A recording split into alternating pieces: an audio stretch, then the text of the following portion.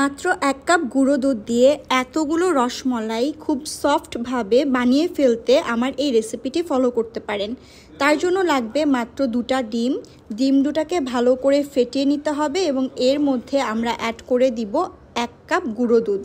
তার আগে গুঁড়ো দুধের সাথে হাফ চামচ বেকিং পাউডার এবং 2 চামচের মতো ঘি দিয়ে ভালো করে মাখিয়ে নিতে হবে এবং আমাদের ফেটানো ডিমের মিশ্রণটা এর মধ্যে অল্প অল্প করে দিয়ে ভালো করে একটা ডো তৈরি করে নিতে হবে। এই ডোটা 5 মিনিট রেস্টে রাখতে হবে এবং হাতে পর্যাপ্ত পরিমাণে ঘি লাগিয়ে ছোট ছোট বলের আকৃতির মতো করে আমরা রসমালাইগুলো বানিয়ে নিতে পারি। যার যেমন পছন্দ তেমন শেপ দিয়ে বানিয়ে নিতে পারেন।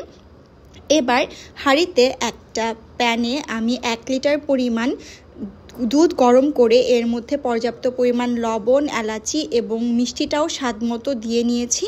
যখন এটা গরম হয়ে গেছে, একটা বলক চলে এসেছে, তখন এর মধ্যে আমাদের রসমালাইগুলোকে দিয়ে দিতে হবে এবং 20 থেকে 25 মিনিটের মতো মৃদু থেকে মিডিয়ামের মতো আঁচে রান্না করতে হবে। রান্না করতে করতে যখন একদম ভেতরটা সেদ্ধ হয়ে যাবে এবং রসটা টেনে রসমালাইগুলো ফুলে ফেপে উঠবে, তখন আমরা গ্যাসটা অফ করে ঠান্ডা হতে রেখে দিব। ঠান্ডা হওয়ার পরেই আসলে রসটা কমে যাবে এবং প্রপার রসমালাইটা তৈরি হয়ে যাবে। এইভাবে বানিয়ে দেখবেন রসমালাইগুলো খুবই স্পঞ্জি হবে, সফট হবে, নরম হবে, একদম বাইরের রসমালাই থেকে অনেক বেশি স্বাস্থ্যসম্মত ও অনেক বেশি মজাদার হবে।